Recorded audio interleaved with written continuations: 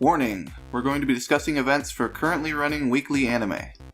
If you want to avoid spoilers for certain shows, there are timestamps in the description.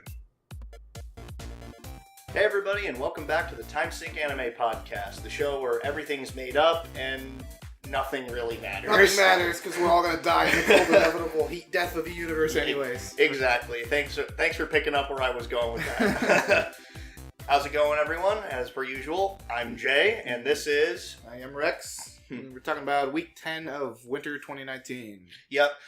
I almost wanted to correct you there and say spring 2019 because we did our spring 2019 season preview very recently, actually. Which thanks to everybody who went and saw that, by the way. Mm-hmm.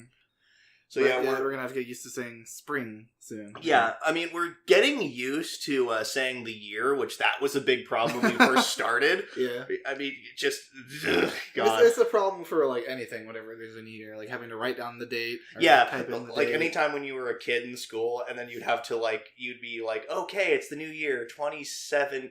Crap! No, it's 2016. And then you get all the people who think they're fucking hilarious when they're like, "Oh, I'll see you next year." When it's like New Year's Eve, it's like, "Ha!" But I mean, back when you were a kid, you're like, "I never heard that one before." That was so funny. But then when you're an adult, you're like, "Ha! Shut up, go die." Yeah, please die. Go fuck yourself.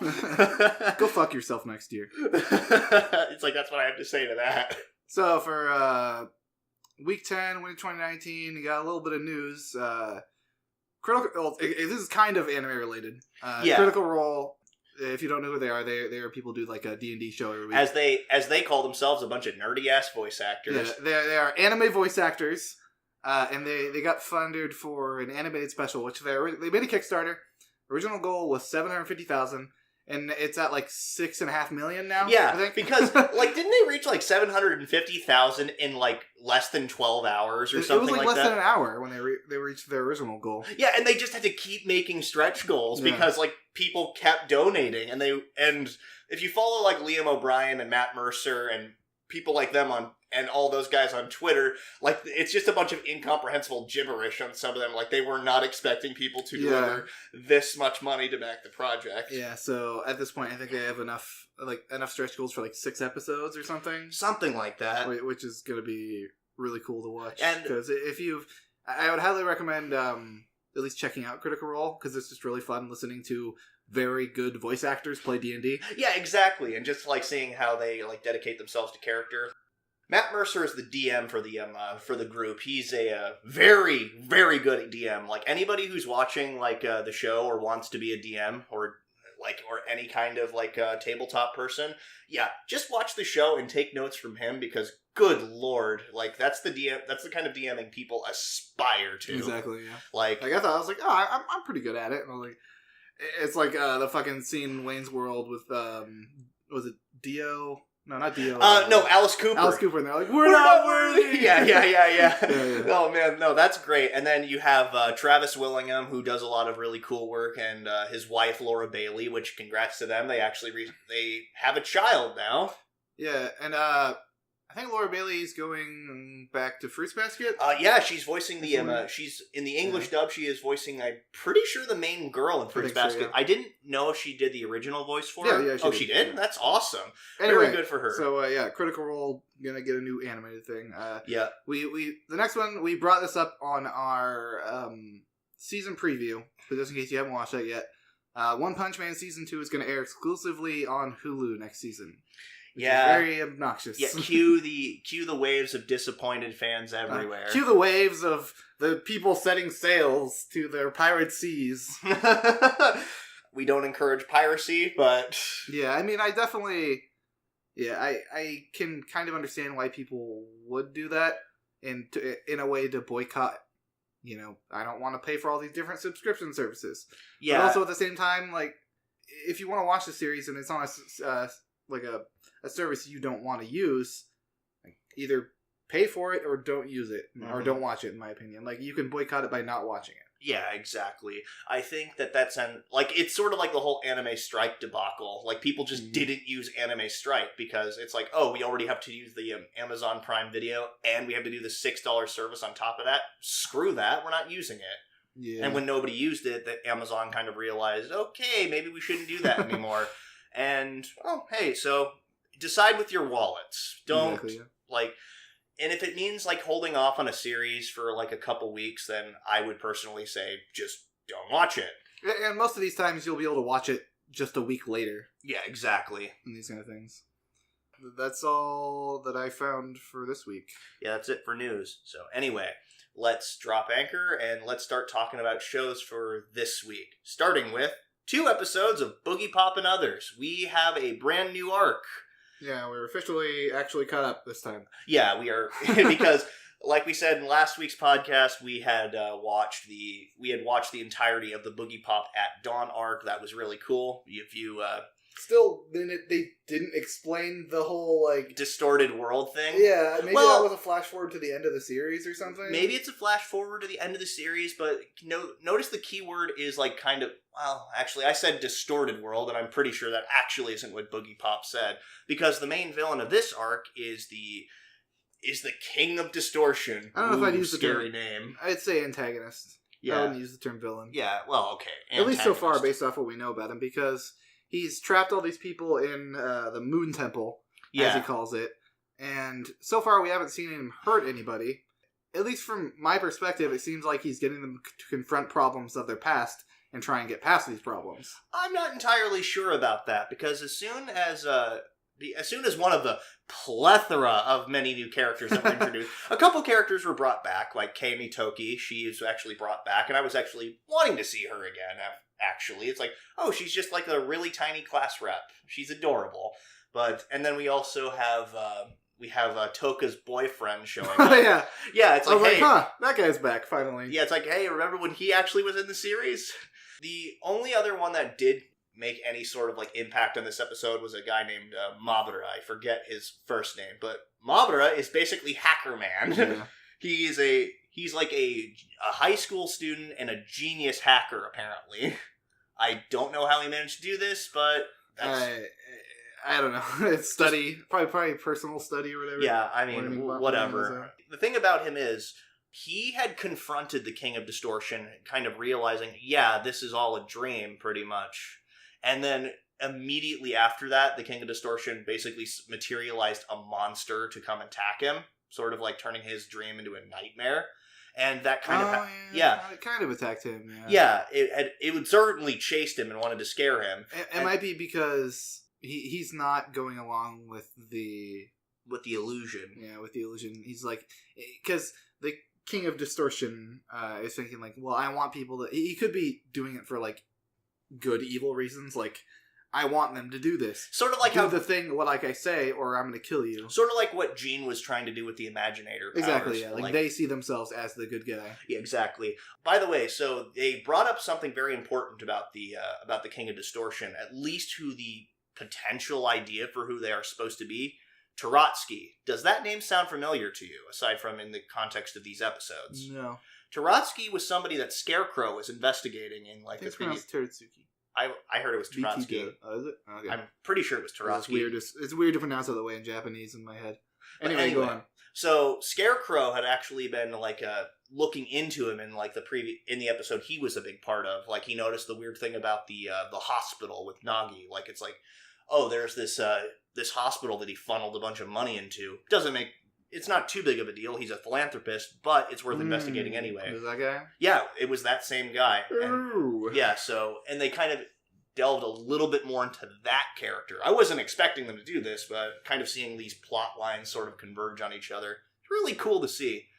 I've said it before, it's like Baccano in that sense. Yeah, it was a little hard to follow this episode, but not like in a bad way. Mm-hmm. I mean, this entire series has been a little hard to follow. One episode at a time. Yeah, I mean, and we managed to get through like 2 episodes because just for the sake of catching up. But I imagine this will probably be the last arc of this series. It might be something that carries on into the next season.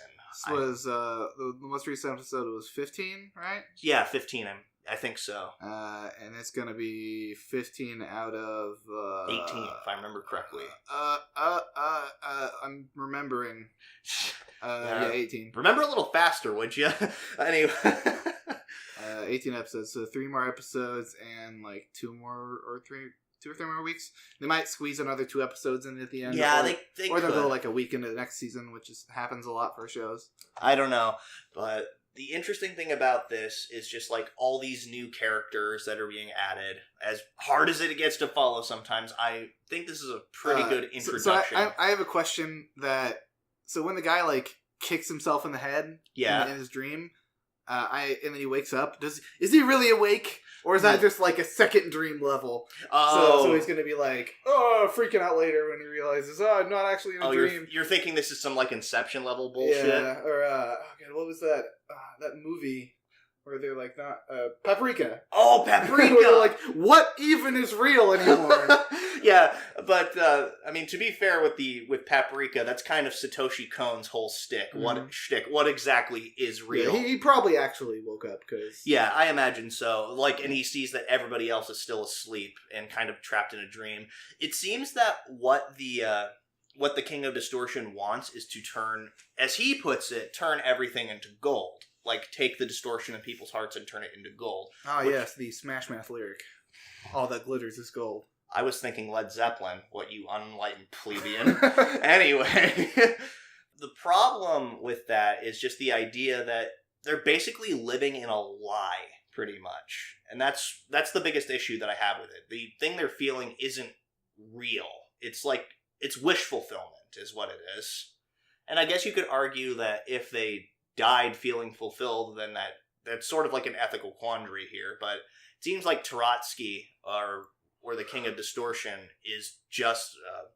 he's trying to do exactly what Gene and the Imaginator have done, and basically try to bring everybody together by essentially killing them all. Like, robbing them of aggression or fulfilling, like, fake dreams. Taking away their need to struggle. And we know there's at least one threat, because Boogiepop is there. Yeah, and I'm pretty sure they see Taratsky as that threat. Probably. Let's just see if next episode everyone just wakes up in an alternate world and he shows up in the sky and, welcome to the world of Sword Art Online. Oh, God. No. Or just, like, fucking, they fall asleep and they wake up in a carriage and then there's a man sitting across from them and is like, you're a long way from whatever criminal. Elder Scrolls Skyrim. It turns into fucking Skyrim. There were some really cool, like, little tidbits though, as far as directing goes. Like, whenever people confronted the King of Distortion, but they hadn't like fallen asleep or whatever. Like, did you notice that every time they did that, like, you'd hear like background noise and it'd just immediately go silent afterwards? Like, it would just be like somebody flipped a noise canceling. Yeah. I thought that was really cool. Or when Keiji, Toka's boyfriend, looked in the reflection in the glass, they didn't see a reflection like from the side, but when he looked straight ahead, you could see the reflection of Boogiepop in front of them. I think that was supposed to be representing that he's the only person seeing it. When you saw it from his angle, you see it, but when you see it from just like a side off camera, it didn't show it because nobody else sees that reflection. Yeah, it's subtle, but it is a pretty clever way of going about it. And the last one being... Crap, I wrote this in my notes, but... You mean you're remembering? Yes, I'm remembering. Remember faster! Oh, very funny. Whatever. Anyway, that's actually all about I was thinking about this show. This arc is setting up to be incredibly entertaining. I'm looking forward to seeing how Boogiepop deals with it this time. Yeah, probably the finale soon. Yeah, exactly. So next up is Dororo. It's gonna take a while for me to get used to this, but Dororo is a female. Yeah, Dororo's a girl.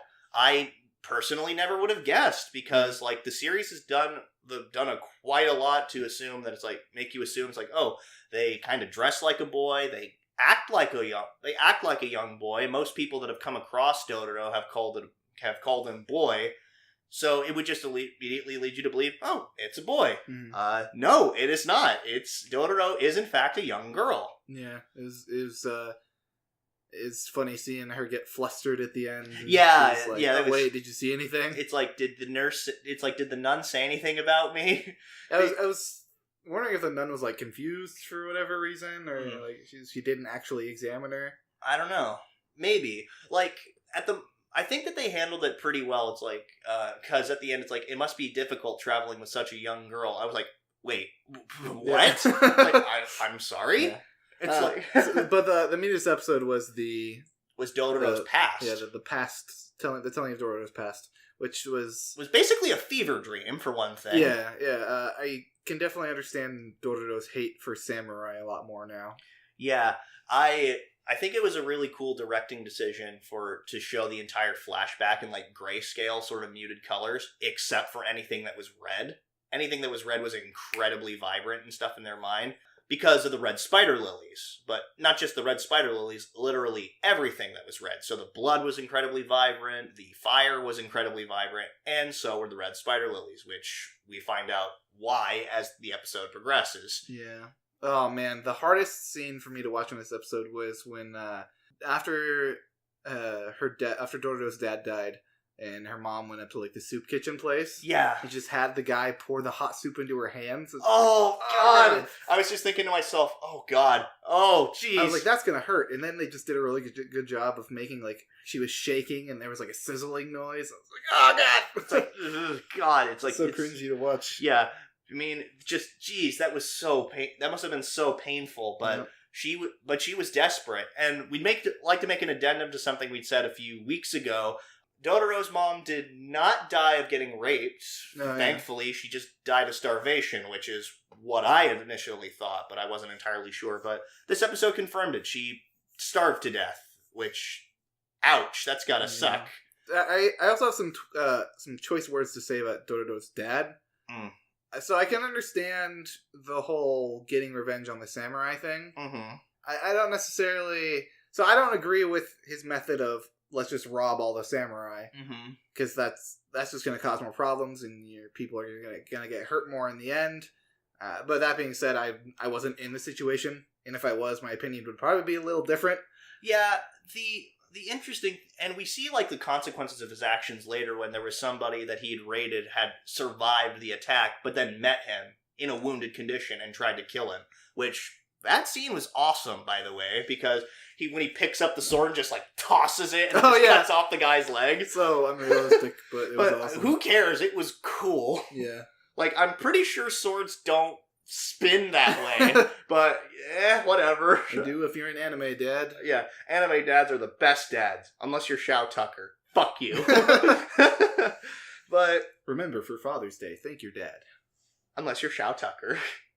Anyway, I think that it was a super brutal scene, but then like just like how silent everything was, like except for the crackling of the fire, because that's exactly what the samurai were doing. It's like, oh, we need to pass through this village, so let's burn everything to the ground, which I guess was a real tactic, but... Yeah, like, they want their army to march through, and they didn't want to be ambushed or something, probably? Maybe, or maybe they saw, like, if they were heading into enemy territory, the enemy, like, the farmers and stuff could, like, provide food and stuff to the enemy army or something like that, so it's just, like, a scorched earth type of thing. Like, that kind of stuff makes sense, but at the same time, it's like, oh, Jesus. Pretty fucked. Yeah, it is. It is so screwed. I think that, like, afterwards, the little scenes, like, of just Dororo traveling with her mom, and, like, seeing that little skeleton baby and the skeleton mom, that was disturbing. Just this whole episode, you understand why Dororo, like, what Dororo's motivations are. I'm also surprised that Dororo is still as, like, chipper as she is. Yeah, no kidding. After going through all that shit. Like, I'm pretty sure I'd be pretty worse for wear after watching my dad get killed, watching a dude cannibalize another dude. Oh, God. And just, like, being in that section of that entire field of dead bodies. Let's look for food, I guess. Yeah, that tiny cannibalism scene was really well done, in my opinion. Because they didn't really, like, touch on it too long. They didn't make it like, oh, they got attacked by cannibals later. It was just a small detail showing you how shitty the situation was. Yeah, exactly. The other really weird thing, though, is Itachi. Like, Itachi, the person that sold out Dororo's dad, Hibikuro.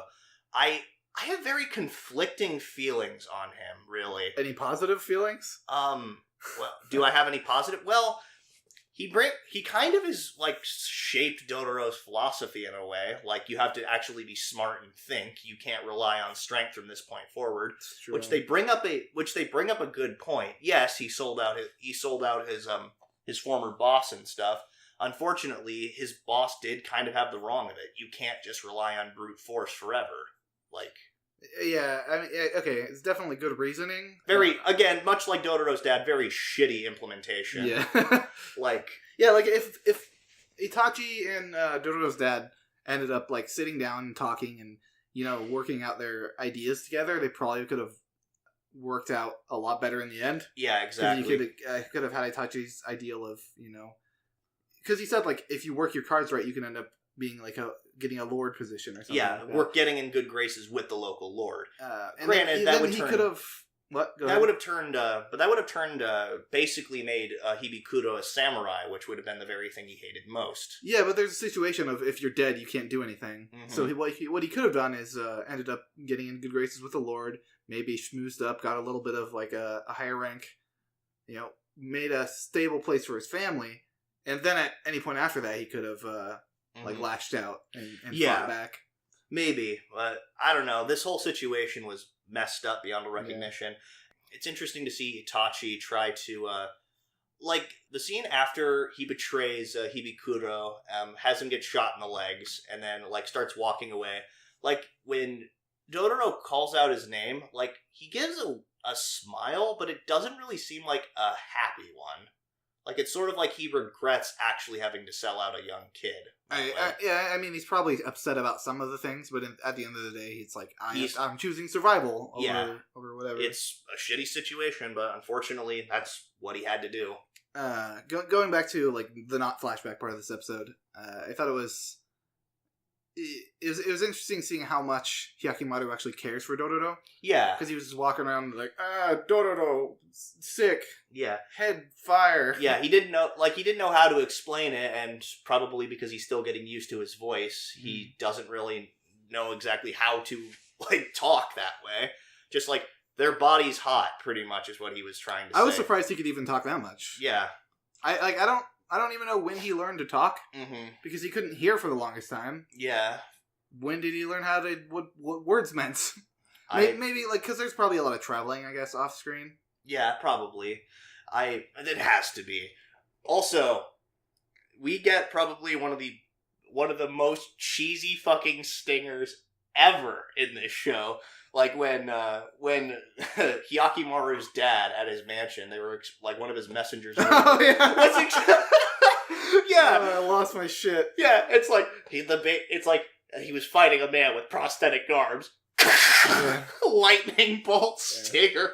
But the ending was pretty cute. Yeah. With Dororo like being like, oh, you didn't see or anything like that. But yeah. Yeah. We should probably move on because we talk about the show. This episode was just very good. Let me just say that much. On to Kaguya-sama, Love is War. Well, really quick, JoJo was a recap episode. Oh yeah, so yeah, let's just address the elephant in the room. It was a recap episode, basically detailing like how all of them joined Passione. That's pretty much all it was. No need to talk about it. Yeah. Anyway, so Kaguya-sama, Love is War. The first thing I noticed, God, that's a really realistic looking lightning storm. Like the opening shot. I was thinking, Jesus Christ, that's actually a really good looking lightning storm for some reason. So I don't know where Chika gets her facts. I've never heard of, I gotta cover up my stomach because the lightning's gonna steal my belly button. Yeah, the god of thunder will steal my belly button. Yeah. But at the same time, looking at how much Kaguya sort of cares for her, it's like, it's okay, I'll just cover your ears. First anyways. Yeah. Yeah. Just seeing how Kaguya switches back from going, being like, oh, Chika's the best girl, Chika's my worst enemy. Things like that. Crushing her head. Yeah. I mean, that wasn't because she was mad at her, but because she was distracted. Yeah. Sick Kaguya is my new favorite thing. Sick Kaguya is surprisingly adorable. Mm-hmm. Like, she's about as ditzy and airheaded as Chika, like, times 10, I think. Yeah, it's because it's like her without all like the social pressures. Yeah, exactly. On her, which we got a little bit about info about that later on when she was saying like when Kaguya was monologuing a little bit about like I just this is the only thing I know how to do. Oh, and because her family motto is really fucked up. Like we see it for like a fraction of a second, really, but I actually bothered to write it down. It was, if you are a Shinomiya, do not rely on anyone. Instead, use them. Do not receive anything. Instead, steal. Do not love anyone. There is no instead. It's like the fucking that's Jedi code. I was gonna say, that's the Jedi, either the Jedi code or how to make a sociopath. Yeah. I mean, which kind of, Kaguya's a little bit of a sociopath at times. Yeah, I think her parents are probably definitely the hands-off type. Yeah. Especially based on, like, the ending. Yeah. The ending sequence wherein there's, like, a little cut in the ending sequence where it shows her kind of just sitting in a chair. Like, alone. All alone, and then her maid friend Hayasaka is there to, like, be with her. Yeah, Hayasaka once again proves why she's one of the best characters in this show, because Miyuki actually manages to sack up and go over to Kaguya's house, and like she disguises herself by putting in colored eye contacts and then stuffing up her chest a little bit. Yeah. But then he's like, "I was just here to hand out printouts." It's like, don't chicken out after you've come this far. I love when she's closing the door. It's like, it's soundproof. No one will hear you. And he's like, I'm not gonna do anything. It's like, it's like, also you have my assurance that nobody will be here for 3 hours, but still, don't do anything inappropriate. Like, yeah, just her like gradually closing the door, and I've recently discovered that Chika is a dirty cheater. I mean, she's like we talked about before. She's smarter than she lets on. Because she used a marked deck, or at least or had made a deck in a way that was like totally. Like, of course she was going to be able to win a game because she was cheating. Yeah. Ishigami is his name? Yeah, Ishigami. Yeah, he's so haughty in this scene. He's like, you're just a filthy cheater. Disgusting. You should be ashamed of yourself. Shame. And then even Miyuki's like, dude, you can stop that. But I love the reversal too. When Chika like goes out and like, she's like, I'm going home. I'm gonna go die. Yeah. Ishigami's like, don't actually die though. He was like fucking smug about it. Yeah. It's like, it always worked with my sisters. So many good Chika reactions. Yeah. This was absolutely perfect. And I will say that the last thing I want to bring up is how much of a sweet moment it actually was from Miyuki when he realized that it was kind of his fault that she was sick in the first place. Mm-hmm. Because he splashed her with water. He didn't realize it was her at the time because he was in a hurry. He wanted to get to work.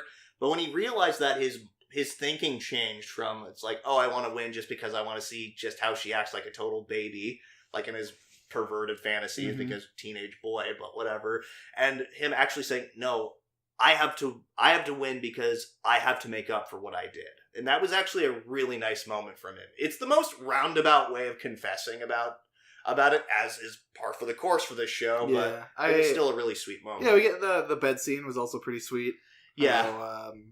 We got an actual genuine, like, how cute. Yeah, exactly, rather than her just mocking. Just like, my heart. But then, of course, she wakes up and finds out that he was in there, gets pissed, and then Hayasaka determines by using her magnifying glass and detective abilities that nothing actually happens. No semen on this blanket. Yeah, no semen, no blood or anything. Just really, it's like I was thinking to myself, oh god, what was she looking for? Yeah, just another golden episode from the Golden Show. Indeed. So next up is the Magnificent Kotobuki. We finally got a train robbery episode. Oh well, not really a train robbery. It's an airship, but whatever. You get my point. This show had like my favorite scene of the week, pretty much. Yeah, it was so. I never thought I could see something that was so janky looking, but so kick ass at the same time. So, obviously talking about the Johnny scene. Right? Yes, where Johnny. I want to point out that the animation for Johnny, even when he's behind the bar, it just feels kind of awkward. Yeah. And when he's fighting, it feels kind of awkward. And even his voice actor is kind of like not that great. Yeah, he's like a C-list. It sounds like a very beginner voice actor. It could be that, and also just be like kind of his character too. Like his character is supposed to be kind of meek sounding. Sure, but I get what you're saying. But that being said, that whole scene where he just pulled out the guns and everything and just started gunning people down and dodging bullets was so fucking awesome. It was simultaneously the most cheesy but the most kick-ass thing. It felt like a B movie, a B action movie kind of thing. Yeah, like as you said, it felt a lot like early seasons of Ruby stuff. Exactly, yeah. Like that same kind of level of passion behind it and like ridiculous rule of cool over the topness. Yeah. And I was not expecting that from this show. The poses he does with like the guns are really good. Just like this stereotypical cowboy, like I'm gonna like point one gun to each side, just bang bang bang. Just that and the fucking dodo. Yeah, the captain strikes at dawn takes flight at dawn, and just like as soon as she says the keyword over the intercom, the dodo just like turns his head, and I expected to hear like a noise because it like cuts away immediately after that. Yeah, I want to point out that that whole thing wouldn't have happened if they actually just shot the dodo. Like, because they pointed a gun at it, and then they decided not to shoot it, maybe because they thought, oh, it's just a stuffed animal. That's probably what he thought. Because it was just standing still, but at the same, like, and I guess you don't want to waste a bullet, like, in the hangar or something like that. He probably just thought it was it's a stuffed ornament in the captain's area. Oh, such a weird place for a stuffed ornament. But he was standing, like, deadly still. Yeah, just like, like... It reminds me of, I remember when I was a kid and I saw like a cat just sitting like perfectly still like on a shelf or something, and like I looked in that direction. I thought, I was like, oh man, that's a really realistic cat statue. And then it turned and looked in my direction. I was like, holy shit! Like I was not expecting. Go back to the devil or go back to the hell. So out of this house! Out of this house! But yeah, that whole sequence reminded me of that. Like engage stealth mode. It was actually a pretty clever plan on their part, because they kind of used exactly what the air pirates had done, like when the blind spot. Yeah, like using the blind spot by hugging the ground. I thought that was really cool, and there was actually a nice little callback to a joke from a few episodes ago when Emo had to be like flying in Kilie's cockpit or like a cargo hold, and both Rayona and her had to be in Emma's cockpit hold. It was a nice little callback. Sure? Are you guys comfortable back there? It's like you have some real. It's like I have some heavy luggage back here. Bonk, bonk. And yeah, that was a really funny little bit. The little sequence when the air pirates like boarded the ship. It reminded me of Star Wars Battlefront 2 with the space battle. Yeah, where you get into the hangar and then you just shoot everything there. I was exactly thinking that too. Yeah, I'm glad I'm not the only one, because that's just exactly what it reminded me. I was like, oh man, this is so... It reminded me so much of playing Star Wars on the PlayStation 2. So these bandits, or quote-unquote bandits, because they have like fancy-ass fighter jets. Yeah, really. Like you were saying before, they're probably bandits supplied by, was it Stanton? Yeah, to stand in. And Johnny had pointed out something. They seem almost like military men. So I don't think they're any just run-of-the-mill bandits. I'm pretty sure they're like former military soldiers, like who are probably now out of a job, or they realize that, that merc work pays more money. So I imagine that's probably what they were going for here. We actually get to see people die this episode. Like, Johnny was using rubber bullets. At first. Oh yeah, it wasn't. Yeah, because his gun behind the bar had rubber bullets. I remember when he fired the first gun, it sounded like really weird. It sounded like a toy. Like, pew, pew. But then, then he actually used. That's right. Yeah, but then they're probably dead. Yeah, and then the rest of the team, they got to use like they also use real guns. We get to see the waitress actually do something cool. Like, she just throws, like, dishes like shurikens at people. And, what's her name? The engineer girl? Yeah. Throwing inertia handles. Just fucking tossing, which... That's enough to kill somebody, probably. If yeah, those are probably pretty damn heavy. Oh, they just, like, spiral. And then boom! At people. Granted, they also probably... Like, if they didn't, like, hit somebody in the head, I mean, which probably would kill them, they definitely hit somebody in the chest, which would probably, like, result in some cracked ribs. Yeah.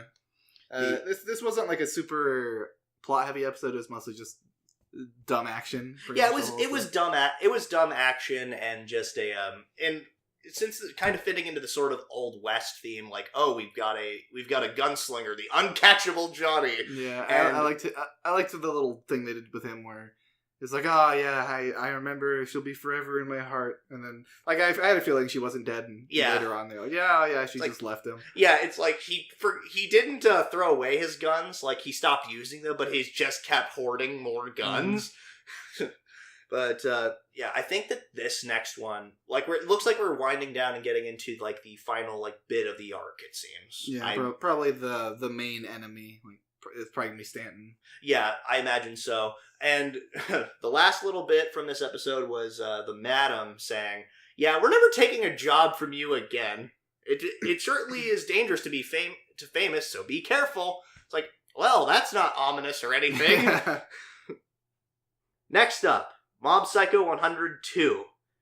All right, I'm so glad they confirmed that Mob's family wasn't dead in like the first 30 seconds. Yeah, I was pretty sure that he wasn't going to kill him off, just because, like I said before, it would be such a big tonal shift in the show. I mean, it was quick thinking by Dimple, though, to actually convince him, though. Which yeah, I thought was he didn't know for sure. But it was handled super well by him, and it's just like, I'm sure this is what happened. Just listen to me, Mob. I'm pretty sure that this is just a dump. These are just dummies that somebody had set up for you to find.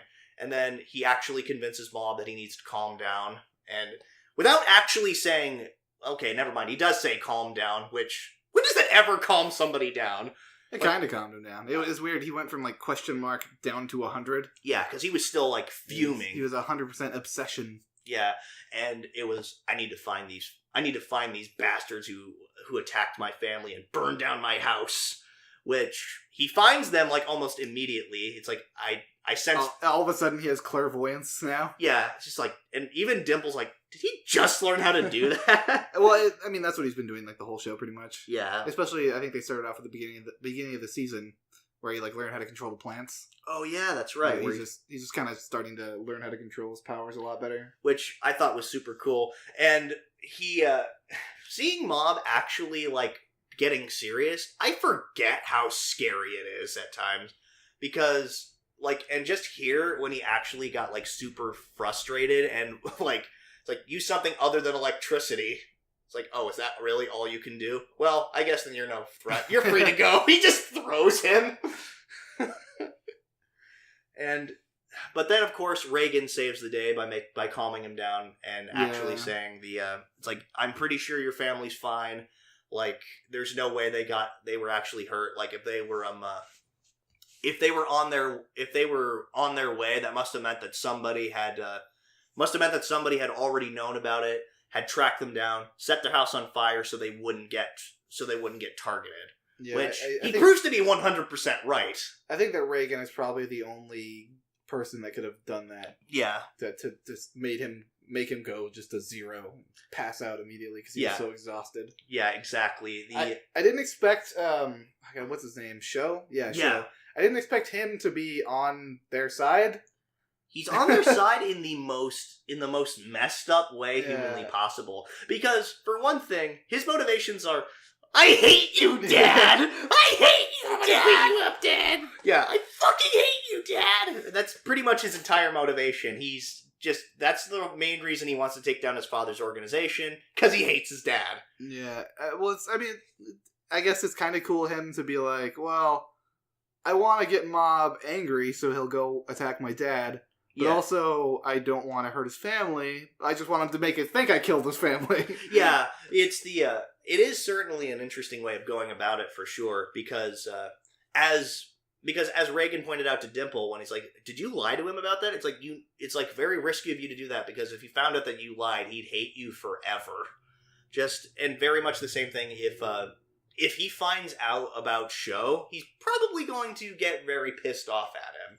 Like, even if he didn't really kill his family. Well, I don't think he will, actually. You don't think so? No, because if he learns that Sho, he might get a little upset. Mm-hmm. But I think if he learns that Sho took his parents, but sent them away on a all-expenses-paid vacation to a hot spring, I think it'll probably take the edge off of his anger a little bit. Yeah, I imagine so. It's probably mostly going to be a relief. Yeah. When he learns that his parents are safe. Yeah, which I think will actually be sort of to Sho's chagrin, really, because he wants Mob to fight at full strength. And he just knew by looking at him, it's like, yeah, he wouldn't actually fight unless there was something huge to set him off. I would like to see Mob just, without being in like anger mode or anything, just punch him in the face. Yeah. Not at just, and then just be like, okay, we're even now. Yeah, exactly. That'd be interesting to see. Yeah. So we got to see a lot more Claw. Yeah, Claw is a huge organization because I'm pretty sure, like, in the first season, all we saw was the 7th Division, which a lot of the 7th Division members make appearances here. All of them, yeah. I think. All of them, yeah. All the major ones. They're all now former 7th Yeah. Division members. Yeah, because Master Reagan. Yeah, because Master Reagan put them on the straight and narrow path. Because Reagan is a good guy. And on that note, I can certainly see why they confused him for the boss, because the boss kind of has that kind of similar air about him. It kind of makes me wonder if the boss of Claw doesn't have any powers. Like, if he is just like a con man like Reagan is. Oh, we haven't seen any of his powers yet. Yeah, he's just had everyone around fight for him in that episode. Exactly. Like, we've never seen him fight. He just kept his calm and he kept his composure throughout the entire, like, as the events were unfolding. Like, oh, no, it's like, oh, you're starting a mutiny? That's cute. I didn't need my section leaders anyway, because I have the ultimate 5. Yeah, I think the organization's mostly fucked. Yeah. In terms of, like, its hierarchy system. Like, he still has the ultimate 5 and himself, but I think a lot of the other people, like, turn-coded. No, it was just foreign members of Claw. Like, yeah, but they were, like, high-ranking. No, they weren't. They weren't section leaders, right? No, they weren't. Not all of them. Okay. They were just members of, like, a foreign squadron. Like, the section leaders, they knocked them all out. That squad knocked them all out. Oh, that's right, yeah. Which he basically said, I don't really need my section leaders as long as the ultimate 5. And okay, yeah. It was funny seeing, like, oh, man, these guys are so strong. They took out all these psychics. And then you see the guys like, oh, these guys are even stronger. They took out all those guys that took out all those guys. Yeah, exactly. And it's even funnier when they bring back one of the, like, the guy that had attacked Hanazawa, like, in his apartment or whatever. And it's just like, you'll never get me to talk. I'm a member of Claw.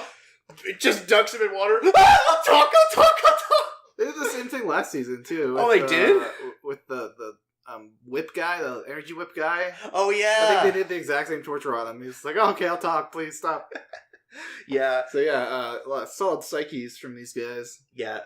And then the last bit is we realize just how fucked not Hamazura, I'm thinking of Index for some reason, but the Hanazawa, I think is his name. How he was going up against the Shimazaki, one of the Ultimate 5, who he's got really interesting powers. He can't see anything, but he can still predict people's movements, and he has the ability to teleport. That's a very dangerous combination. Yeah, as soon as Hanazawa put up the barrier, I was like, yeah, he's just gonna teleport inside that. Exactly. Like, it's like, I don't even need, he's like, oh, is his attack just super fast, is his power just super fast speed?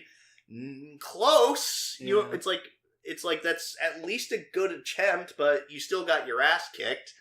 I'm still wondering, like, if Mob is actually going to partake in the fighting, and if so, what's going to finally set him off? Oh, he's definitely going to. Yeah.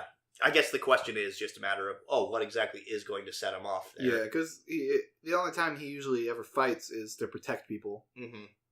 So, next up is My Roommate is a Cat. Pouty puffy-cheeked Haru is adorable.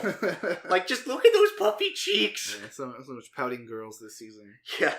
Yeah, I saw like a compilation or a thing on the internet. A picture was like Haru pouting, Itsuki pouting, Raftalia pouting. It's like, who did it best? Yeah, who did the pouting best? Probably Haru, I'll say.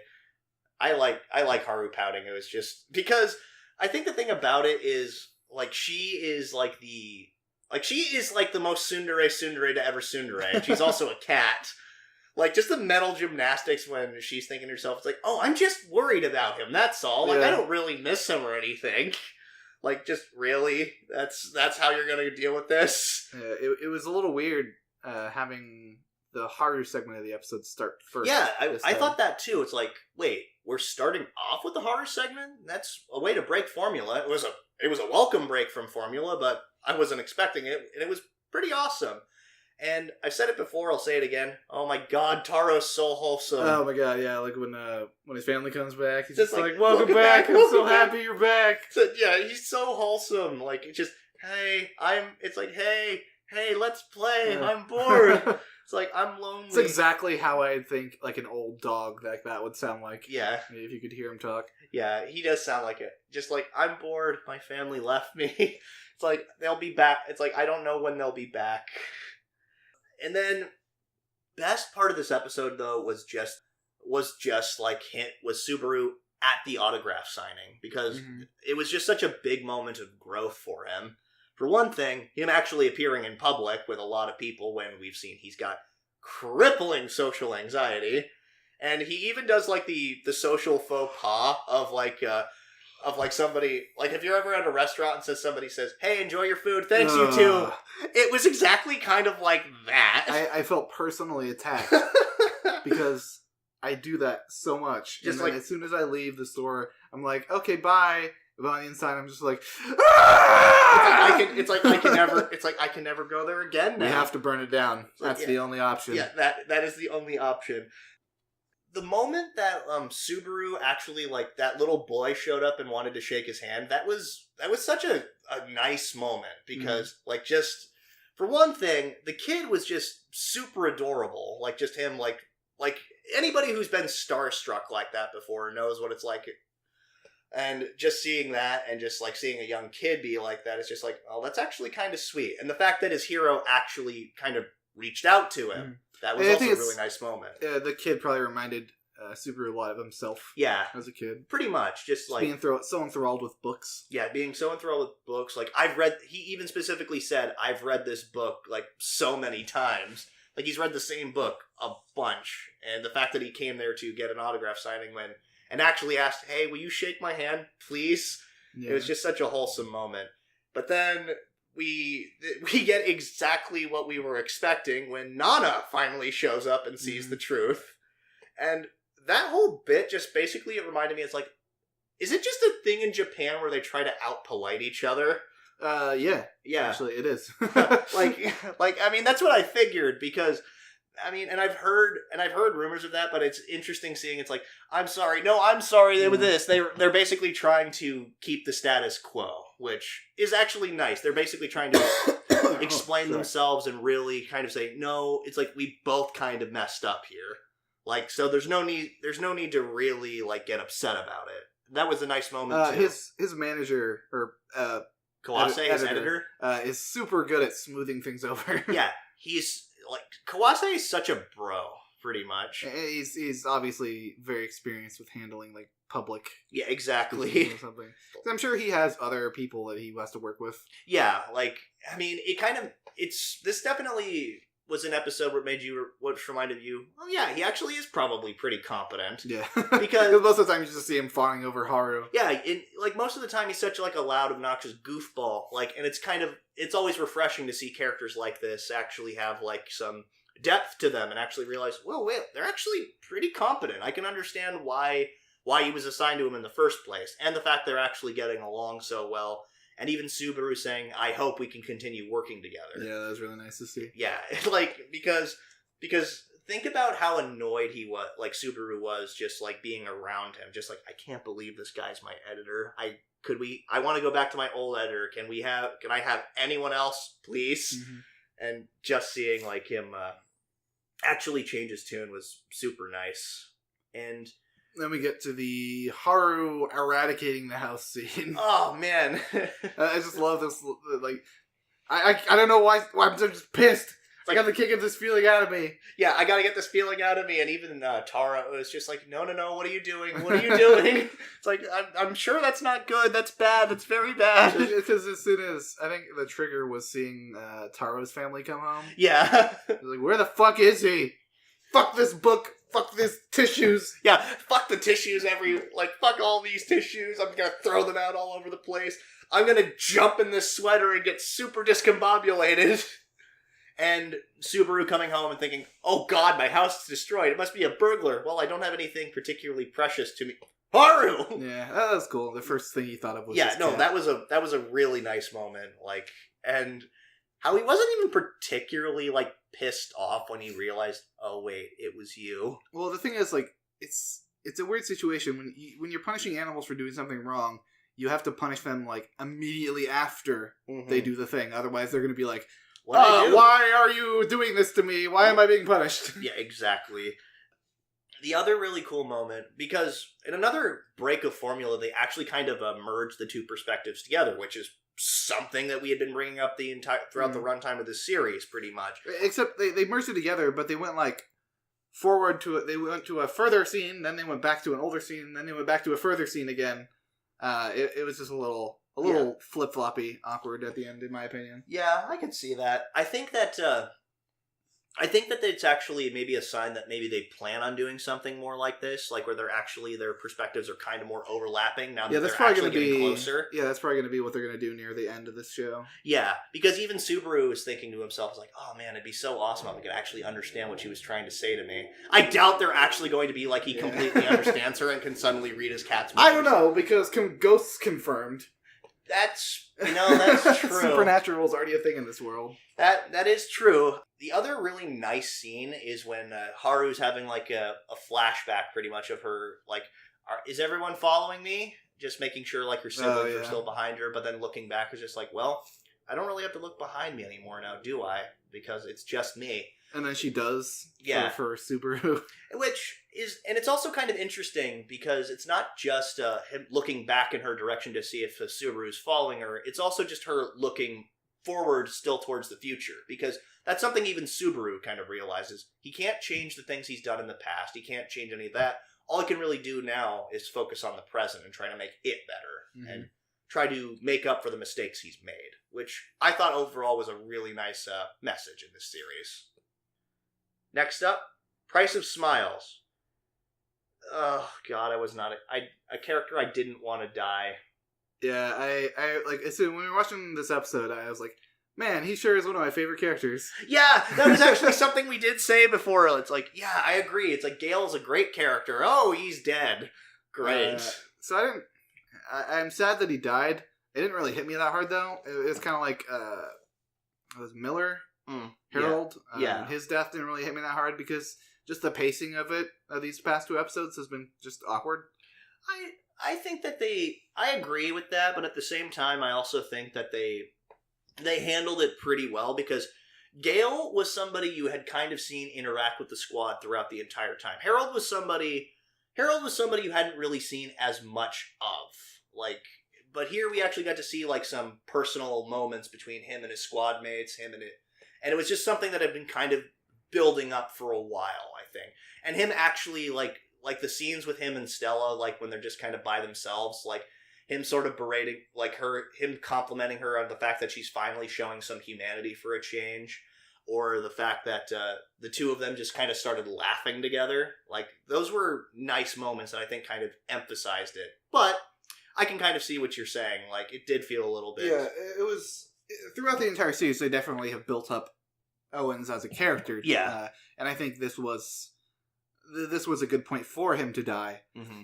But it's just, these last two episodes, they've been like rushing through. I don't know how to put it. It just feels like it's going really fast in terms of story. Like, we're not getting a lot of time to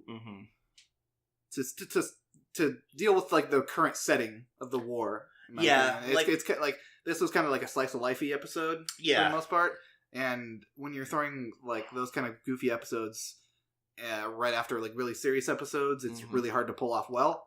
Golden Comedy does it really well. But, I'm not a writer, so I can't really explain exactly how he's supposed to do it. It just, I know how it felt to me, and it didn't feel super cohesive. I mean, and I guess that's sort of where you and I differ, because I thought this episode was plenty cohesive. Maybe it's just because I kind of saw some of the things where they were going with, and kind of, I thought it was cool seeing like the same battle just from the Empire's perspective, because I remember we were looking at this and we were like, I feel like I've seen this. Oh yeah, because we saw this last episode. I thought they were just recycling footage at first, but no, it's like, oh no, this is.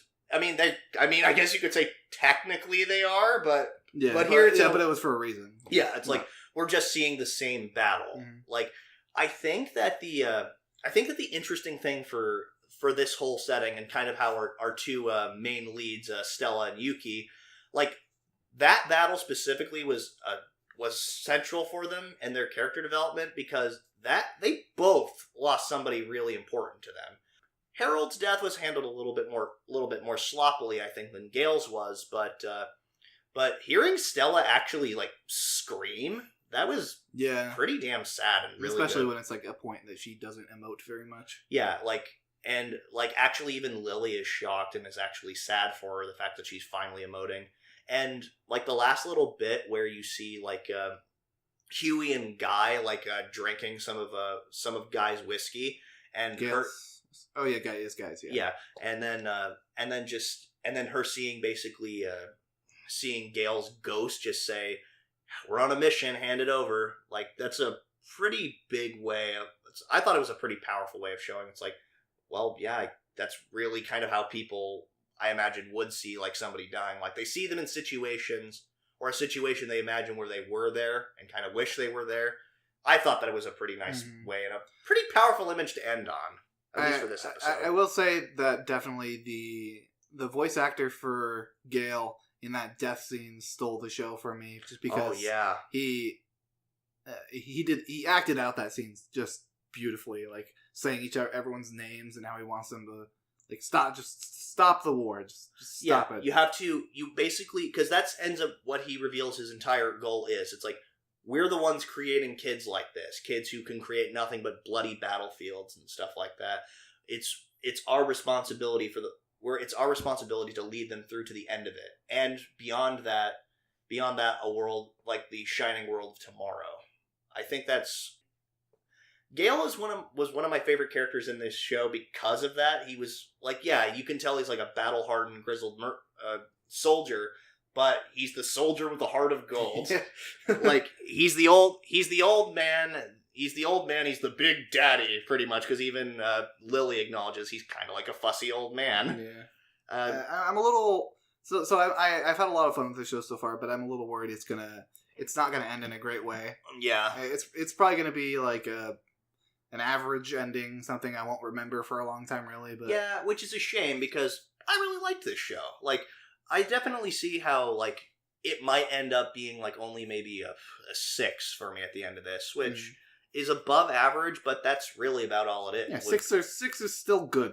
Yeah, 6 is, that's, in my metric, 6 is still above average. Now, the thing about it, yes, I agree that these next couple episodes are probably something that they might not be able to completely stick the landing on. Like, I'm still hopeful for there to be a somewhat good ending here. Me too. Maybe I want it to be good.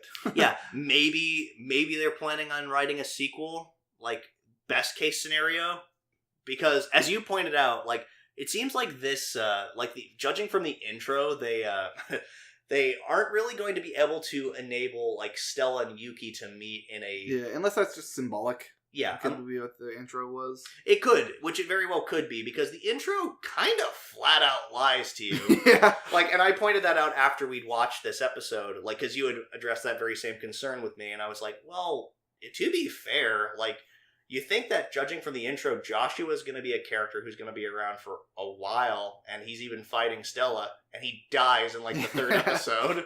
So... yeah, this series kind of uses a misleading intro, a la Madoka Magica. So next up is the Promised Neverland, which I say this every week how amazing the show is, but I cannot say enough how good the quote unquote camera work is. I mean, it's still like animation, but it's the angles. It's camera work. It's still camera work. I feel weird calling it camera work though, because there's no camera. Yeah, I mean, it's like it's a fictional camera perspective. I guess, that's a good way of putting it. I just want to highlight the scene where Norman's like, "Okay, I'm gonna get you a glass of water." Oh and my god, that was so walking hard to down walk. the hallway, and you just see the camera like following him, and then like freezing on the door behind him. Yeah, and they multiple times in this episode they use the camera angle from the staircase looking out and seeing someone walk down the hallway. Yeah, that feels really just unsettling and creepy. I mean, yeah, because it makes me wonder. Because ever since like a few episodes ago, when you realized that Crone was watching them, it just made me wonder. It's like, okay, who the fuck is watching them now? Yeah, right. Like, I'm so paranoid from these camera angles. Yeah, and then seeing Norman's shell break Oh, when he's getting the cup of water, and he just like breaks down, yeah, screams. yeah. Well, he doesn't even scream. Or, yeah, he doesn't scream. He's just like He's just basically trying to keep it together. internally screaming. Probably. Yeah, he can't. Like, and then when it goes back to his eyes after he finally like recollects himself, and he like grabs the glass of water, turns off the faucet, and then it shows his eyes, and you can clearly see he's been crying just by looking at his face, and just like how he's trying his best to put up a brave front for Emma, but he just can't do it. And then once again after that, when they finally convince him that they're going to help him survive, like you see him break down again and kind of look like he's almost about to cry. Yeah, when he realizes that he doesn't have to die. yeah. Which a really brilliant plan actually from Emma. Like it's so ridiculous and something that you would never think to do, but at the same time, it's just a plan that actually works. Like, because Ray is doing his best to basically convey to him, it's like, no, you don't have to die. You can still escape. They're not going to send us out. We can work through it. Basically trying to rationally convince him, which Norman's beyond that point. And Emma is basically serving as the light in the darkness that she is. It's like, we can just break Ray's leg. Oh my god, I thought that Ray was just gonna like just smash his leg or something. Oh god, in that scene, like it's preemptively. Yeah, cringing. because he said, "Let's get cracking." I'm like, oh god, no, don't. And I could see him doing that. Yeah. To make it so nobody was else in that situation. Like I could see him easily just smacking his leg with like a big rock or something. Oh yeah, no kidding. And he says something to Norman, I still have a trump card to outwit Mama. I don't know if that was a lie from him, or if there's something that or if there's one card on the table that he still hasn't revealed yet. I think he does, probably. Yeah, I mean, it's Ray. Ray, which you find out more about Ray this episode. Quite possibly the most fucked up thing about his character and why he is the way he is. He's known about the secrets of the house since the very beginning. It's just... Yeah, okay. I didn't do any research to see if what he said was real. The whole thing about like how some infants don't forget any of their memories. Yeah, I mean, I've heard of the term infantile amnesia before, and I've heard that there is a slight possibility that infantile amnesia may not affect anybody, and that might be people who have genius level IQs. I don't know the entirety of that, and I'm pretty sure.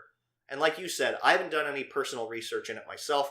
You guys know anything, leave a comment. It sounds plausible. It definitely sounds plausible and really messed up, if that's the case. Because he basically he reveals to them, it's like, yeah, I know it's beyond the gate, just from my memories as a child. It isn't freedom. It's headquarters. Yeah. I imagine it's like it's almost like a Pentagon, I imagine. Exactly, yeah. With just different plants. Because there are 5 different plants, and he even said they divided us up into groups of 5. Like he said, I remember these details only in fragments, but the details I do remember are incredibly vivid. Like he remembers being a baby, being divided into groups of 5, and being taken to 5 different locations. Which they've got to be like pretty far apart. Mm-hmm. Either far apart or there's some soundproofing being done. Yeah. Because you wouldn't, like, if they heard kids coming from the forest, sounds of kids coming from the forest, they'd be suspicious, obviously. Well, I mean, I imagine there'd have to be. And given the revelation at the end of this episode, just when you think things couldn't get any shittier. Oh, man, that scene was done so well. Yeah, exactly. Just seeing Norman climb up, he just sits there, and then you just see him smile. And then you find... And I was worried for a second because Ray said something to the effect of, "Don't worry, everything will go as planned." I have the following question: when does anything go as planned in this show? Yeah. It never has so far. Yeah, the music, the scene where he like starts running away was super intense because like the music kicks up and then you see everyone's different reactions. Yeah, just hoping it's like just make it. I know you can. And then Mama looking at her radar. For a few seconds. And then you thinking, and I was thinking, it was like, oh god, she's going to smile, isn't she? She's going to smile. Yeah. And then, of course, and then as soon as she smiled, I'm like, well, there we go. It's like, that's what I was expecting. She probably saw Norman's signal heading back. Yeah. When she started smiling, probably. Yeah, and then Ray basically confronts Norman. It's like, why didn't you run away, you moron? You still have time. But then Norman kind of just dusts himself off, straightens his collar, walks to the other side of the room.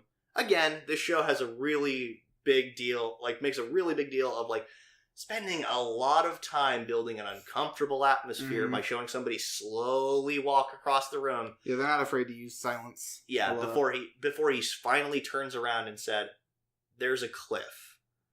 That is the moment when you're like, well, shit, how the fuck do you get out of this situation? It's because not only is there this big-ass wall, which we figured out that Norman can clear it, but on the other side of that wall, there's just a huge steep drop. Yeah, like a chasm of question mark distance. Looked really far. Yeah, my only thought would be somehow get a zip line of some kind. With what is the question? Throw a rope really far or something. Yeah, but they're all 12. They're 12-year-olds max. No 12-year-old is going to have that much of a fucking shot put arm. Yeah, and then even if they did get something apart, they have 4 or 5-year-old kids. Then they'd have to cross it. Yeah, and then also on top of that, the small little baby there that somebody's going to have to carry over while, climbing across this rope. No, we're not going to be able to do this.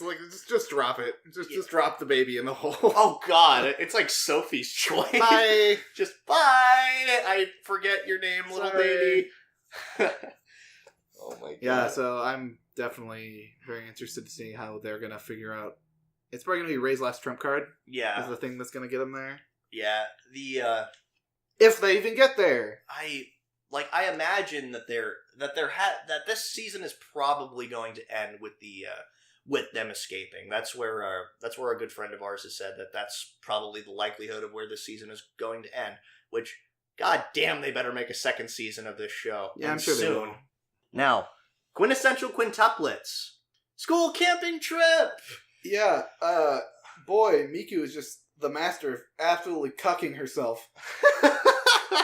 No kidding, right? Just, because Ichigo's all like, oh, I don't have time to study with you guys today. I have a photo shoot that I need to do.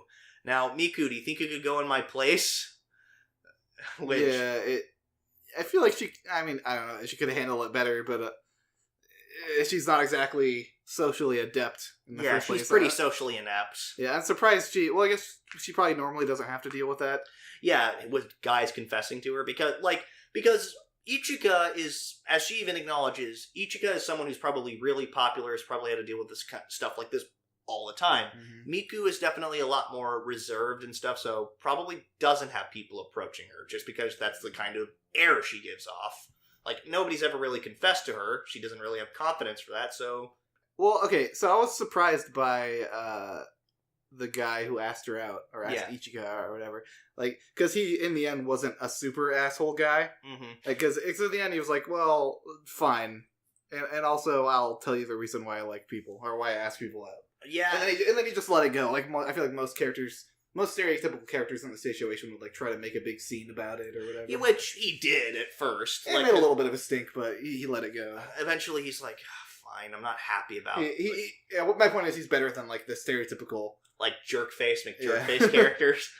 The other big thing about this episode is it's the obligatory fan service episode. Oh yeah, the Hot Springs episode. I was talking to you about this earlier, but they earn their fan service. In my opinion. They have plenty of interesting characters, an interesting to follow story, lots of funny bits.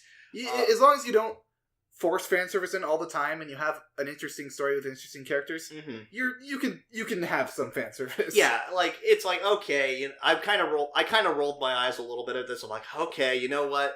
The series has never really gone too overboard with fan service, so I'll give it a pass here. Which fine. I mean, I was fine with it. Yeah, I was fine with it. Indeed. It must be easy from a drawing perspective, because you just have to draw 5 of the same bodies. Yeah, exactly.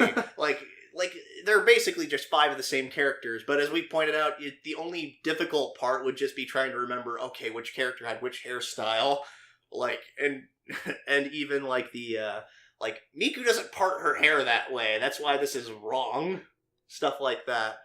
The It was funny seeing how like childishly excited Uesugi was about traveling, because he's like, I've never been outside my house since I was a kid, or outside of my town. yeah, because he's so damn poor, he's probably never had the ability to travel. Let alone travel in a limo. Yeah, like a freaking private car. Like, because again, as if the show didn't need to remind you enough, these girls are loaded. Like, they are freaking loaded. I mean, Uesugi's probably getting I don't remember what the numbers was, but he's making quite a bit of money. It's 50,000 yen per day he helps them tutor, I think, because it's 10,000 a girl. So it might have been per week. I don't know. 50,000 yen would be $500, I think. Yeah, which, I mean, because... Ish. Yeah, that's a lot of money. Yeah. But I don't think it's per day. To be fair, these... Every day that he tutors them, which I don't think is literally every day. Well, I don't know. Anyways. I think it's kind of hilarious just how, like, he's got his work cut out for him, because these are 5 of the dumbest girls on the planet. So we got Ichika, or Itsuki, thinking that Ichika kissed him. Yeah, or, one of the girls, because she couldn't tell. Because, like, the sunlight was kind of affecting her vision, and she couldn't... I thought she thought it was Ichika. No, she didn't think it was Ichika. She just thought it was one of us. She didn't think it was exactly Ichika, so she's confused on who it was, because they all sleep about the same, like they wear the same kind of pajamas, or they all wore like the same kind of pajamas and stuff like that. I think that one of the funniest bits in this episode was, it's like, okay, so who's going to sleep next to him? Because he's a boy after all. And they're getting making a big stink about it. Yeah, and then it's just like, okay, we need to make it all fair. We'll all sleep next to him, because it's like that way we're all even, even though it didn't matter in the end. Because Ichika just looked down on his sleeping face. Oh, I'm saying how like everybody ended up in random places. Oh yeah, that's true. I was thinking to myself, you could always just place him like somewhere in the middle, and so you could all surround him, but that's what I was thinking. We get to see like just how much Itsuki, as much as she tries to pretend she doesn't, actually cares about Uesugi, or at least wants him to take part in something he clearly wanted to take part in, even if he pretended like he didn't. Because when they found out that he wasn't going to be at the bus, she personally went over and said, come on, we're taking you in our car. Yeah, that was a nice, wholesome little moment. Yeah. And of course his dad and sister are like, okay, bye. Yeah, just bye. Take him with you. Yeah. Also, we didn't have to deal with Raiha's annoying haircut this time, because her hair was actually down for a change. She was sick with one of those intense Japanese colds. Yeah, we've seen that a few times in the past couple of weeks. Japanese colds, they really take you out, man. So next up is The Rising of the Shield Hero. It definitely went back up in quality this week, in my opinion. Yeah, with a little bit of a minor gripe that I'll put there. I think that it's a little bit annoying that Raftalia can still fight. Yeah, there definitely isn't much consequences. Yeah, you see what I meant from the last week's episode. I figured it was going to be more. Yeah, she's going to be bedridden or something, but instead she's just she's still, ow, it slightly hurts. Yeah, I was expecting her to be in quite a bit of pain, which maybe since this is a first time deal, maybe they're going to build it up later, because I don't imagine this is the last time we've seen the Curse series. Yeah, it's for sure going to show up again. Yeah, I imagine that's going to be a thing that shows up on multiple occasions. But we meet. I should have known this, just judging from the episode title. It was Melty, and I was thinking to myself, okay, that's a really weird sounding episode. But then after watching the intro and after she said her name, I was like, wait a second, she's Mine's sister. I could kind of tell, because in the intro you see you see Melty, somebody, a girl with blue hair who we confirm is Melty, standing next to the Queen in the intro of the opening. I'm just and then I remember that foreshadowing. Yeah, and then I remembering that Mine's real name is Malty, and I'm like, oh, I get it now. They're related. Melty and Malty. Yeah, their parents are super creative with their names. I think the biggest thing with this episode was Motoyasu once again just proves what a fucking prick he is. He's so stupid. I hate him. And also, he's really full of himself. Yeah, he really is. You're obviously kidnapping this girl, and girls can only like me. Like, he has that kind of personality. Yeah, and like how easy. But I liked how he got kind of cut down to size this episode when, because now Fumi the whole time is just trying to say, no, stop fighting. We're in a public place. This is stupid. Basically trying to get him to stop fighting. And then even after Melty shows up and says, no, you're not allowed to fight here. This is a public place. If this isn't a proper place to have a duel. Just look around you, and you see people actually calling out the Spear Hero, saying how what he was doing was reckless and stupid. Yeah, which is probably good for Naofumi's reputation. Yeah, how he was the one trying to not fight. Exactly, in a crowded street. Yeah, he realized, and it was in the middle of a trading. It was in the middle of a trading street. You saw a bunch of stalls and stuff. So I imagine these were probably his type of people because. Well, I don't know about that. I don't know how many people in the higher up areas of the city know about it. I think he's mostly known around the boonies. Well, you get what I'm saying. They're traders. He's also a trader. Yeah. He probably understands their plight and probably wouldn't want to cause too much of an issue with them. Yeah. Because if he does that because granted that would lessen his already terrible reputation, but he has a good reputation now with traders. So at least we got to see Motoyasu get kicked in the dick again. Yeah. I love how he's wearing an armored plate. Yeah. On his dick. Yeah, and then even when he sees Philo show up and basically says, "Oh, you're so adorable." It's you're so adorable. You should come with me. You don't have to worry about the bad man and his fat bird. But then she transforms into said fat bird and kicks him in the dick. He deserved it. Yeah, no, he absolutely, 100% he deserved it. I wouldn't say he deserves to die or anything, simply because, one, he hasn't done anything to deserve to die, and two, he's stupid. He needs to be there, too. Unfortunately, the world needs him to kill monsters. Exactly. I mean, that's about all he's good for, though. The other thing is, we find out more about just how much the church actually looks down on him, except for the Pope. Yeah, the Pope seemed like a cool dude. Yeah, the Pope actually seemed like a pretty, understanding person. Because when, at first, it's okay, I need the highest purity holy water that you can give me so that I can get rid of this curse. They try to hand him some cheap-ass holy water that isn't even real holy water, I think. And he's like... No, it was like a sloppy quality holy water. Yeah, he's just like... It's technically still holy water. It's the hell is this? It's really? You're going to charge me a gold piece? Which I assume a gold is probably about 100 silver pieces, I imagine, because they make a huge deal about how a gold piece is worth a lot of money. And it depends if you're by D&D logic it's 10. Yeah, and by D&D logic it's 10, but they're making a bigger deal about it. He's got no problem raising silver. It's a lot of money. That's all it is. It is a lot of money, and so he manages to get the Pope says to one of the acolytes, "No, give him high quality stuff. He deserves it," which I thought was really cool. The last little bit of this episode was Melty trying to recruit Naofumi and him just basically saying "fuck off." Yeah, I'm trying to understand Naofumi's thoughts on this. I'm assuming it's probably based on back how pretty much the entire royalty just shat on him.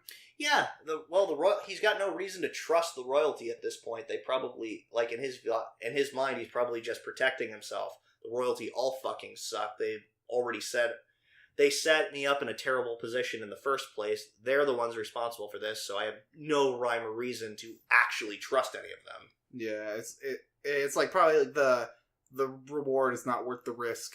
Yeah, exactly. I mean, because if nothing else, Naofumi is an incredibly calculating person, because he kind of has to be at this point. That's what makes him such a good trader, though. But he probably will only do it if it's really worth his while. As he said, he's not against doing something as long as he gets paid the right price. Well, it's either that or he's gonna have Raftalia and Philo convince him to do it. Because they were able to convince him to take her back to the kingdom before he knew who she was, obviously. Yeah.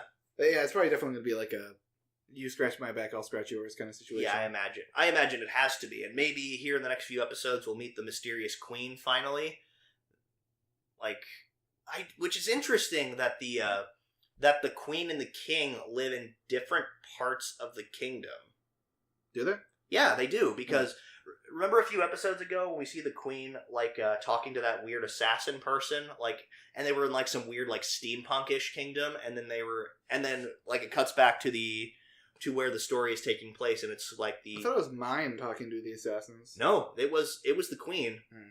Because Mine, aka Malty, was in the other part of the kingdom, which she was denied permission to actually be the true successor to the throne, just because she's such a bitch. Pretty much, that's pretty much the reason why the queen said, "Nope, your younger sister is going to be the queen next." Yeah, that sounds frustrating, but maybe don't be a bitch.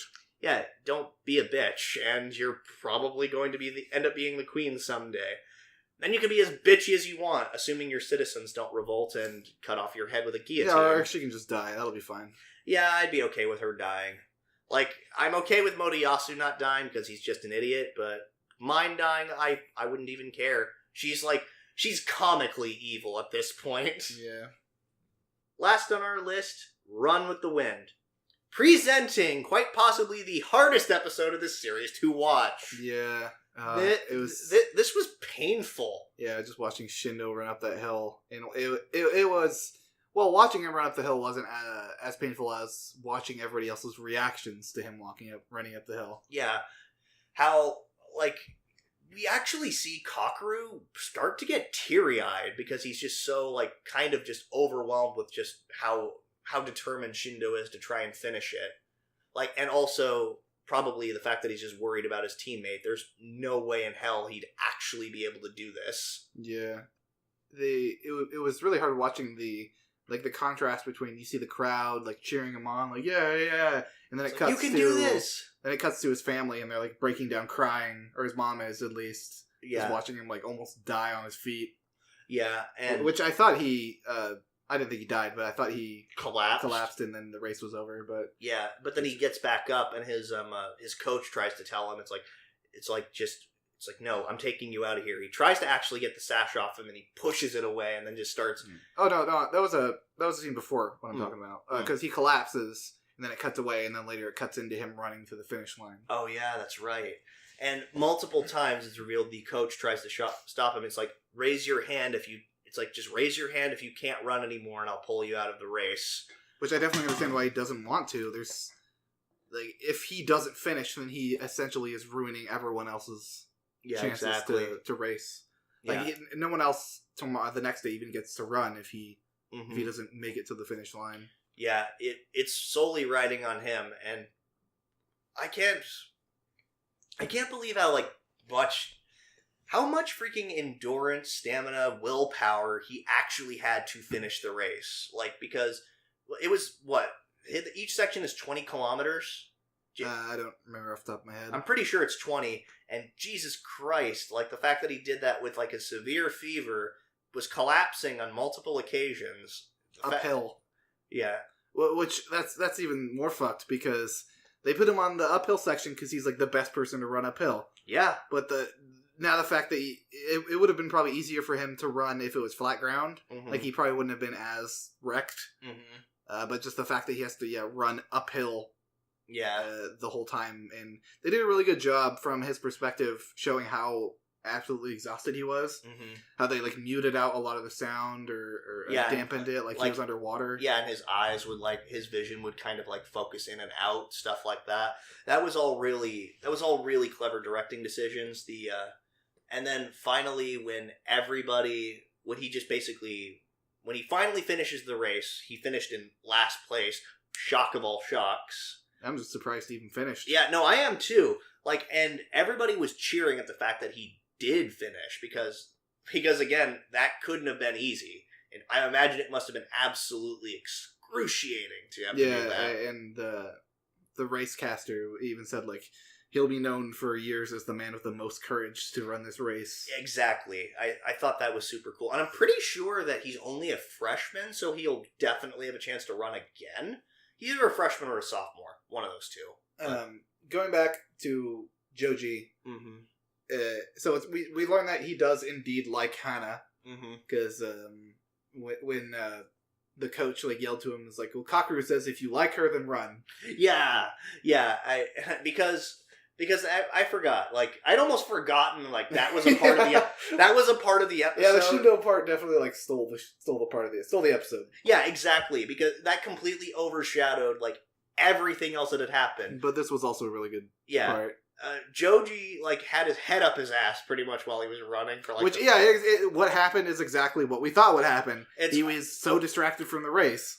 Yeah, I was thinking to myself slightly okay, we'd actually also acknowledge this possibility. Maybe it's oh, Jota likes Hana. It's I'm actually going to run to support him. That could have been one way they went. And we were thinking, it's well, he could also just get incredibly distracted, which it was that option, and not the, oh, I'm going to run to support my brother, and stuff like that. I was a little disappointed by that scene because we got a lot of introspective into Jota, and the only really introspective we got to Joji was his feelings for Hana. Yeah. I would have liked, maybe it would have been it probably would have been different, because I don't think Joji's as adamant about splitting apart from his brother. Yeah. I think it's more of a Jota thing. I mean, because he's the younger brother. He's somebody that had always followed his older brother.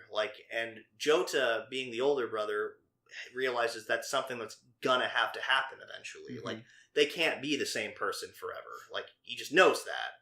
And Joji is probably either blissfully unaware of that fact, or is just, or is running away from it, or doesn't even want to acknowledge it. Yeah, but the scene after that, when he just breaks down, once he realizes that he was slow because he was distracted, and that costed Shindo to even have to run harder. Yeah, it was just so hard to watch. Just Joji because he touched his hand and he realized, oh god, he is freaking hot. It's that is absolute. It's his temperature is higher than mine, and I've been running the whole time. Yeah, which Jesus Christ, could imagine even being able to detect that after running 20 kilometers. That's impressive. Yeah, it just goes to say how high his body temperature was. Yeah, and the last little bit of this episode that I thought was worth talking about was the confession from Shindo. Basically, him everybody basically totally not FaceTiming him. Basically him saying, "I'm sorry, everybody. I kind of let you all down." And then Haiji, with one of his great speeches, it's it's not a big deal. You were able to finish, and it just means that we'll have to try even harder tomorrow. And then even ending on the cheer. The mountains of Hakone are the steepest in the world. That was a good way to end this particular episode. Well, that's not how it ended. It ended with Yuki sitting up in the middle of the night. Oh yeah, and then it just cut off. Oh yeah, Yuki's part is going to be next episode probably. Yeah, Yuki's part. Maybe we'll get some introspective into why he's so distant with his parents. I also really liked the scene where they're riding on the train or bus. I think it was a train. When they were riding back to wherever they were sleeping, Haiji was starting to second guess himself. Maybe I shouldn't have forced you guys all into this.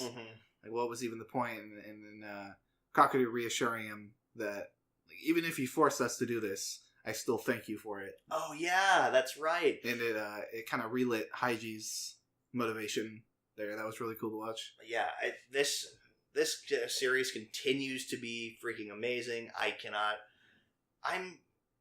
wait to see the conclusion. I'm also kind of sad to see the conclusion. It's been such a fun experience and such an emotional roller coaster. Yeah, it's one of the better sports anime I've seen in a long time. I'd say ever. Yeah.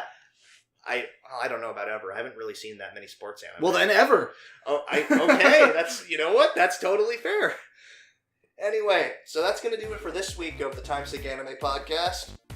Yep. So if you have anything that you'd like to talk about, the stuff we've watched this week, go and let us know. Remember to like the video, subscribe if you want to hear more from us, and ding the bell. Go to our PayPal, donate $1,000. Subscribe to our Twitch channel. We don't have. Go pay our GoFundMe. Go pay for the elephant we're sponsoring in Africa. I can't follow this bit anymore. I'm out of Yeah, we don't really have much more of that. Just if you like us, just subscribe, and we'll keep you guys posted. This is a lot of fun to do. I hope you guys are having as much fun with the season as we are. Until then, Way Anchor, take care of yourselves. See you guys next week for week 11. Week 11. Bye. 2 more weeks after that, baby. Bye.